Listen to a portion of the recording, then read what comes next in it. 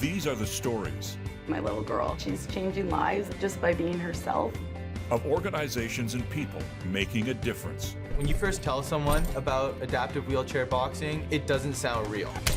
And empowering others It saved my life. It saved my life. across Canada I scored my first goal in my first blind hockey game. in our community.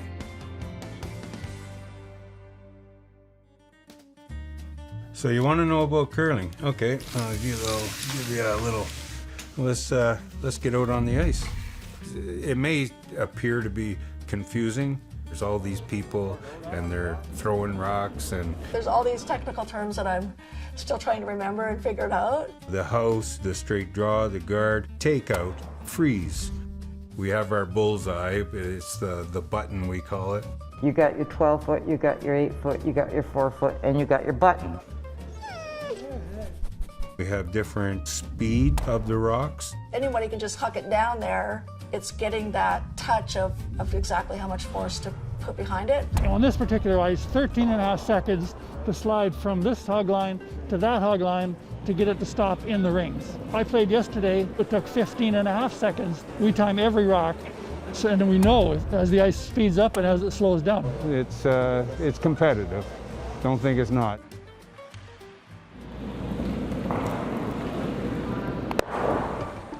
My name is Tracy Boyd. I'm a BC wheelchair curler. Right now we're in the Delta Curling Rink out in beautiful Delta, BC. And today what we're doing is some wheelchair curling, which is a little different than the regular curling. We don't have sweepers, and we use a very large stick, about 6 feet tall, to push our rocks across the ice. Rick here, he's pretty new to wheelchair curling, but because he was a curler before, this guy makes shots like you wouldn't believe. Like, I just can't believe it. My name's Rick Robinson. I'm a wheelchair curler. I'm probably the oldest curler that comes out, and I coach as much as I can. Okay, Marty, just guard it up, eh? My name is Marnie Smithies, and I'm a wheelchair curler. The most exciting part of curling is just like seeing these really hard shots when people make them, like, you know, like you sort of threading a needle, you want it right on the button or something, and it gets there. That's just like, oh my God. Marnie has been involved with the Learn to Curl from day one. She created it in concert with Curl BC. Nobody else has a Learn to Curl program in BC as far as getting everybody out. She is the star. Kim's been great, real positive, loves to learn it. And of course we got Kim back here getting ready to go on the ice. My name is Kim Egger, and I'm a wheelchair curler.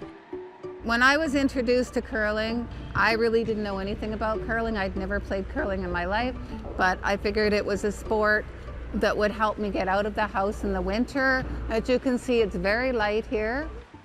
I'm a quadriplegic. I broke my neck. I have pretty good function of my arms, but not my hands, so I have difficulty with gripping. I call this my $1,000 curling stick. It's highly adapted. It took 3 years and several tries working with all the experts. So I've got Velcro here on my glove and Velcro on the handle, so they stick to each other. And then I just shoot like this. When you're curling, it has to turn in or outwards from our sitting position. So the stick itself swivels back and forth. A very unique design, the only one in Canada. The whole idea is to make people as independent as possible.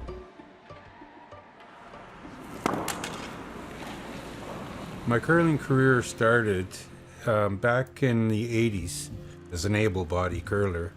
I curled for a number of years.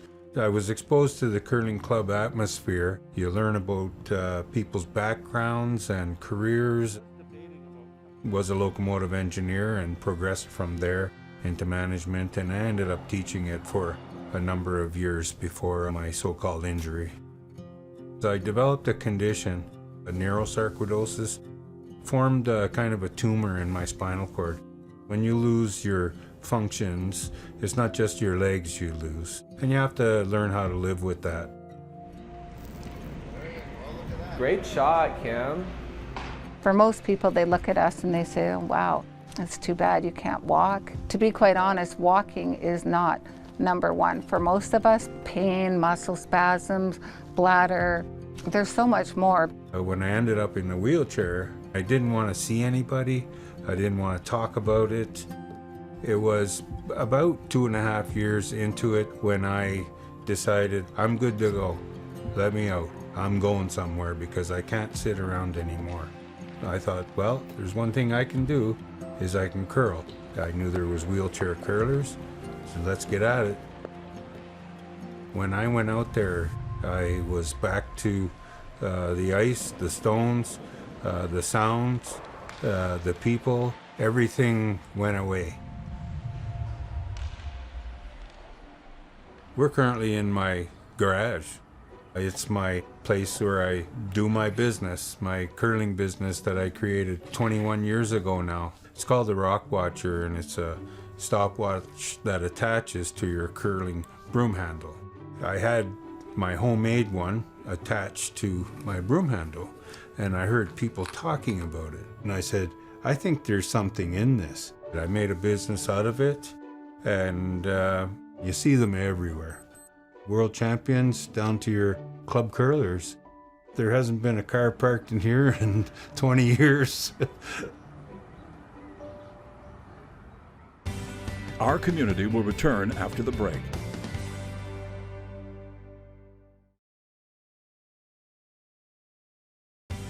We now return to our community. Perfect. Get everyone on Zoom. Get this party started. This is an exercise class to help people in wheelchairs get a little bit of a workout. It's only 30 minutes, so it goes pretty quick. Everybody, welcome to your home workout morning with Scotty and Marnie. I'm Marnie. We have these online classes since COVID started. I lead one on Friday mornings. I do other classes 2 or 3 times a week. So I try to keep people really active, try to help support each other and just like motivate each other to stay active too, right? So let's start with just our necks. Just some gentle roll. All right, let's stretch our sides. I think with COVID, there's a lot of people that are suffering, with loneliness, not going to supper with your friend or your family or just seeing your family, right? Hi, Kim. Hi, Kim. I think COVID's been difficult for all of us. A lot of people with disabilities end up rather isolated anyways. Marnie and myself, we've created this group called South Fraser Active Living. With the help of Spinal Cord Injury BC, we've created classes where there's a real sense of community. It's helped all of us with physical health, mental health, and it's really like getting a daily dose of vitamins.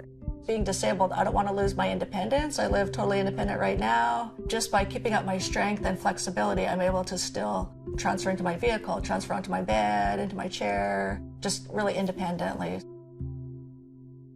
Stir the pot, where we just come forward and do a circle with your hips. If you need to hang on like me, do that. If not, it's all good. Thank you, everyone. I really appreciate everyone showing up.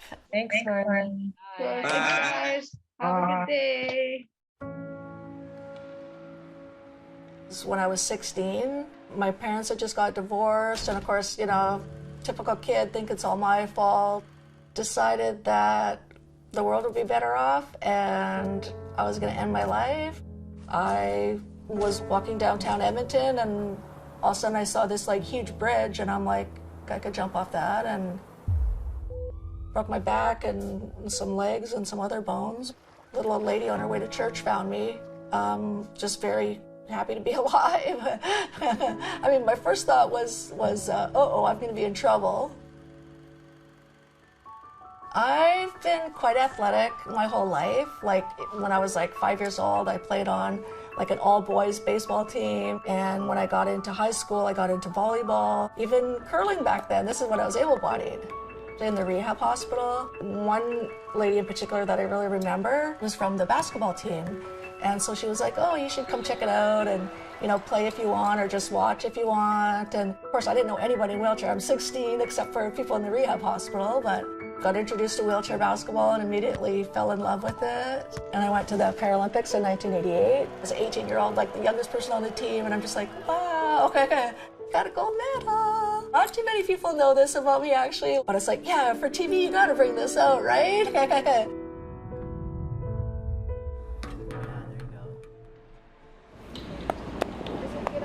Runs pretty straight, huh?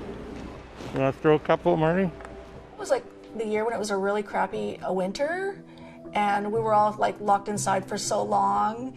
And then myself and Kim were like, okay, we got to change this for next year. Like, we got to have some kind of plan for the winter to get us through. I guess we were just talking about different possibilities, and curling came up, and it's like, yeah, let's try that. I hadn't left the house for probably 10 to 12 years. My main motive was just to get myself out of the house in the winter. And I knew that if I belonged to a team and I was part of that team, I would be accountable to them. Just happened to meet Marnie at a chance event. Kind of like the universe just aligned itself and it was meant to happen. I wouldn't have made it on the rink if it wasn't for Marnie. An incredible coach, empathetic, just someone I felt safe around. All right, so it's my turn to shoot. I'm on the red team, so I'm just gonna wheel up to it. Nice shot, Marnie. When I started curling, I thought, oh my God, this is gonna be so boring. But then once I got into it and started learning strategy and, you know, why you place the rock here and there, and there's actually a lot to it, and I haven't even touched the surface. The masters, they make it look so easy, right? Oh, I just shoot it down and it's on the bullseye, like what's the problem? And then you realize, yeah, how much more there is to it. We're just gonna throw a couple to find the ice. Vince has been to nationals quite a few times. I don't know, it feels slow to me. I think it's the camaraderie, you know, the just the socializing part of it, and I think a win's good too. Marnie, come in and try and get it in behind here. The leader on the team is called the skip, and he's at the far end holding his stick to where he wants us to aim at, and it curls over to where he wants it to go. They put like what's called a turn on it, and as it travels down the ice, it'll actually, the curl will make it change directions. Guard this guy. Put it up here somewhere. He's pointing where he wants it to end up. So I have my aim, I just need to work on my weight, the proper amount of force behind it to get where he wants it to be, which in a perfect world will hopefully work. Right here. Yeah, once it's out of your hands, it's out of control, right? Looks good, Marnie. Starting to curl. Yeah, that'll be good. You made a good shot there. Saved the end for us. Our community will return after the break.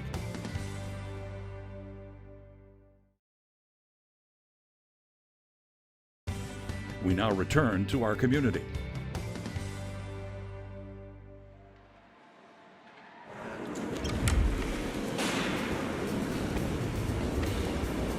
Daryl is like Mr. Curling. She's been to nationals so many times.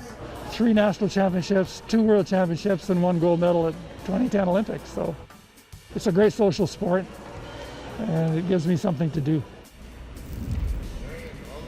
Great shot, Kim. A lot of the curlers are Paralympians. They've won medals. How many people get to play and be coached by a Paralympian?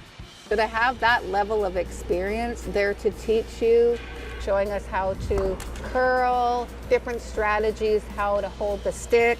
But one thing that they stressed is everybody's different. They were very supportive when I got to learn that, you know, it's just a game. We're here for fun. Because I was with such a supportive group and a sense of community, that's what kept me going when I really felt like I couldn't at times. About 2 weeks after I had graduated from high school, some friends showed up. Decided we would try out a new toy that my dad bought, and it was an all-terrain vehicle.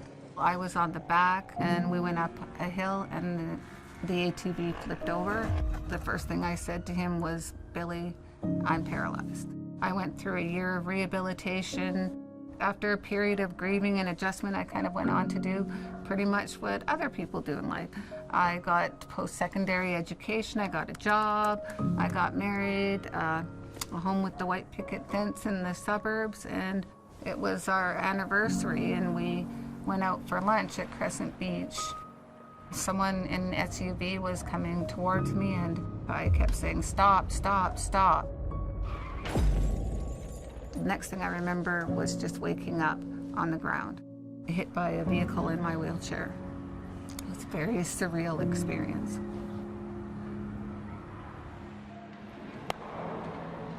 Post-traumatic stress disorder is not something that you really get over, you just learn to live with.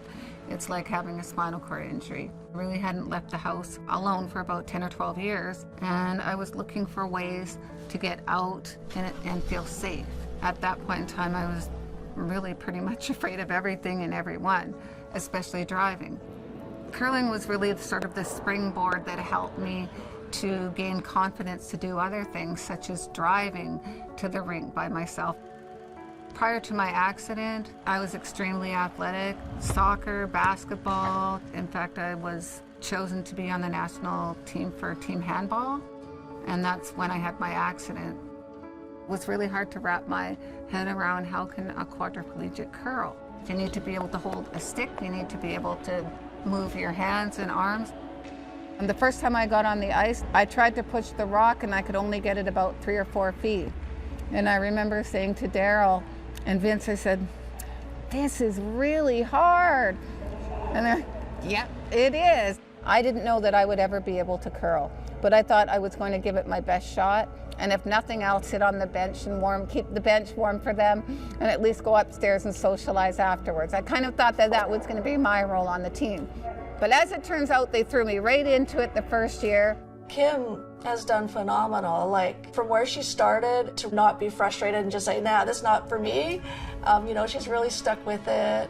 I'm surprised with her ability. She takes it on head first, and she is determined. She has become quite the amazing little curler.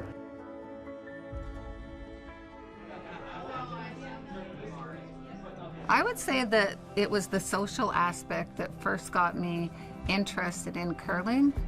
Anyone with any ability can get out and curl. One of the biggest aspects of curling really is the social part. The curling community is just a bunch of really fun people.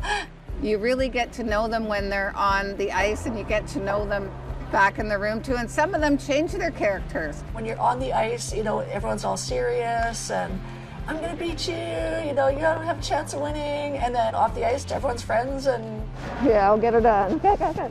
Curling is a real social game. Go up to the bar and have some drinks and, I'll just chit-chat and... Exposes you to a lot of people, ways of life. It's not really even so much about the game and who wins and who loses. The best thing about curling is everybody's willing to help the other person out, no matter if you are in that team or not.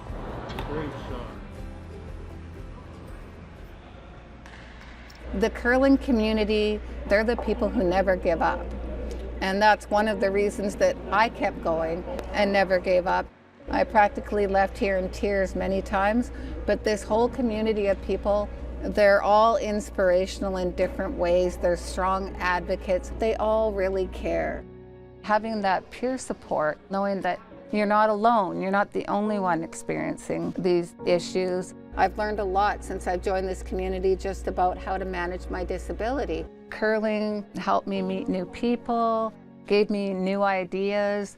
Connecting to the wheelchair community, it was part of the rehab, if not all of it. When I go out onto that curling ice, it's great. It's my happy place. Looking good, Tracy. When I first ended up in the wheelchair, I didn't want to go anywhere. I was like, life's over, I can't do nothing, there's nothing to do. Sports played a huge role in my recovery and becoming who I am today. Definitely saved me multiple times throughout my life. Getting some of the pent-up energy, having something to look forward to, having a team. Curling is a godsend to a lot of people. Wheelchair teams, it's really hard to find a team. It really is hard to make a team. When I'm outside and I see somebody in a wheelchair, I just, woo, woo, woo. You ever tried curling? You know, just trying to get more people out and just to try it. Nobody should be left behind, especially in the year 2020. When I'm on the ice, I feel like the sun's shining on me in the middle of winter when it's dark and depressing. I'm happy to be with my friends, a sense of community. I have a sense of purpose. It's more than curling to me. It's much more. I always tell people, like, just come out and try it and dress really warm.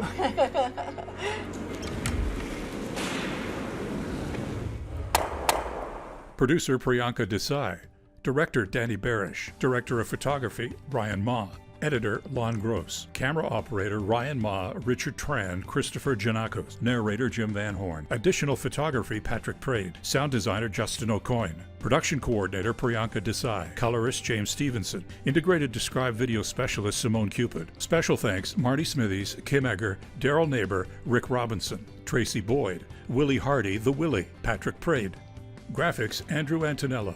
Content development specialist Sylvie Fouquet. Coordinating producer Jennifer Johnson. Director production Kara Nye. Director programming Brian Perdue. VP Content Development and Programming John Melville. President and CEO David Arrington.